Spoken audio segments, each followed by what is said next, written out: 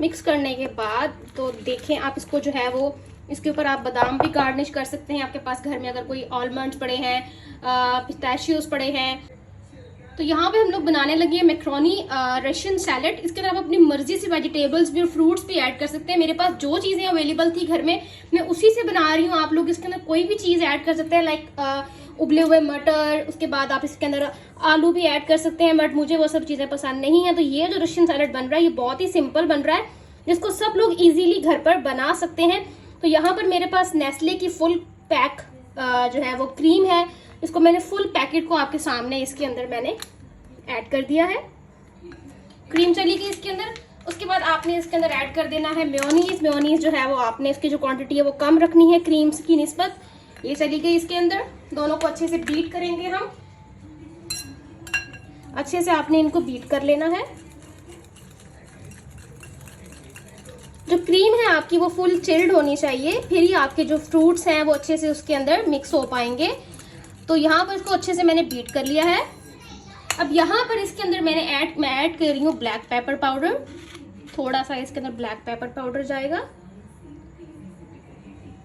उसके बाद इसके अंदर मैं ऐड करूंगी 1 टेबलस्पून शुगर। इसको आपको पीसने की जरूरत नहीं है, आप इसको ऐसे ही ऐड करें, बहुत ही इसका मजे का एनहेंस टेस्ट आता है।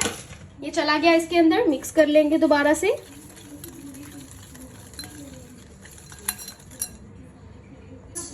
उसके बाद मेरे पास यहाँ पे 1 कप एप्पल ये जाएगा इसके अंदर। यहाँ पे है मेरे पास अंगूर, ग्रेप्स, ये जाएंगे इसके अंदर। यहाँ पे है मेरे पास कॉकटेल फ्रूट बचा हुआ, तो थोड़ा सा तो मैं इसके अंदर ये ऐड कर रही हूँ, कॉकटेल जो डब्बा होता है फ्रूट का। उसके बाद मेरे पास यहाँ पे 1 कप ही बनानास है, इसको ऐड कर लेंगे हम यहाँ पे। और मुझे लग रहा है कि जो बाउल है हमारा वो छोटा पड़ गया है, तो यहाँ पर हमारा जो बाउल था वो छोटा पड़ गया है, तो मैंने दूसरे बाउल के अंदर कन्वर्ट कर दी है सारी चीज़ें। अच्छे से क्रीम जो है वो उसमें से मैं निकाल लूँगी, बाउल छोटा पड़ गया था।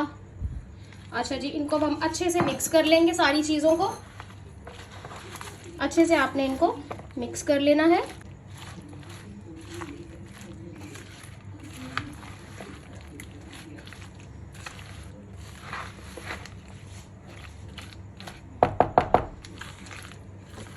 मिक्स करने के बाद तो देखें आप इसको जो है वो इसके ऊपर आप बादाम भी गार्निश कर सकते हैं। आपके पास घर में अगर कोई आलमंड्स पड़े हैं, पिस्ताशियोज पड़े हैं या खजूरें पड़ी हैं, कुछ भी आपके पास ड्राई फ्रूट्स में पड़ा है, मेरे पास सिस्टम अवेलेबल नहीं है, बट मैंने बादाम इसके ऊपर ऐड करने थे।